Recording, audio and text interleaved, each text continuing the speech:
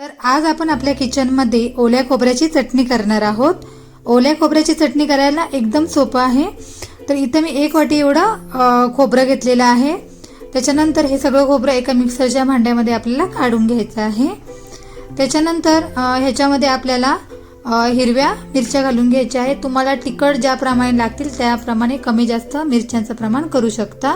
5 ते 6 लसणाच्या पाकळ्या, चवीपुरतं मीठ घालून घ्यायचं या पद्धतीने आणि थोडंसं पाणी घालून याप्रमाणे स्मूथ चटणी आपल्याला वाटून घ्यायची आहे।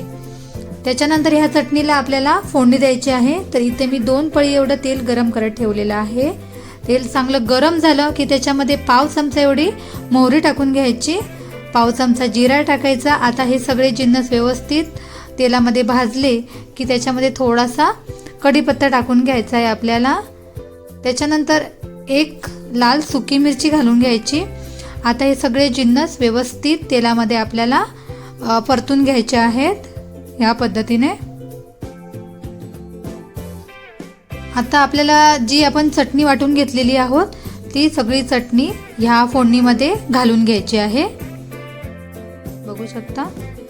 आणि या सगळ्या चटणीला व्यवस्थित असं मिक्स करून घ्यायचं। आता मिक्सरच्या भांड्यामध्ये थोडंसं पाणी घालून घ्यायचं आणि ते पाणी सुद्धा या चटणीमध्ये आपल्याला घालून घ्यायचं आहे, बघू शकता।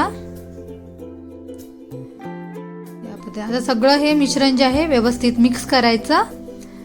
इथं तुम्हाला चटणी जाड ठेवायची आहे की अजून पातळ करायची आहे त्यानुसार तुम्ही याच्यामध्ये अजून पाणी ॲड करू शकता। तर ही चटणी जी आहे तुम्ही इडलीसोबत खाऊ शकता, अप्प्यासोबत खाऊ शकता, मेदूवड्यासोबत खाऊ शकता, त्याचप्रमाणे डोशासोबत सुद्धा खाऊ शकतात। एक नंबर लागते। तर इथं आपल्या चटणीला बघू शकता एक उकळी आलेली आहे। आता ह्याच्यामध्ये मीठ चेक करायचं लागलं की नाही, कमी पडलं असेल तर मीठ थोडंसं टाकून घ्यायचं। बारीक चिरलेली इथं मी कोथिंबीर थोडीशी टाकून घेतलेली आहे आणि ही सगळी चटणी जी आहे व्यवस्थित मिक्स करून घेतलेली आहे। तर इथं बघू शकता आपली मस्त अशी ओल्या खोबऱ्याची चटणी इथं तयार झालेली आहे।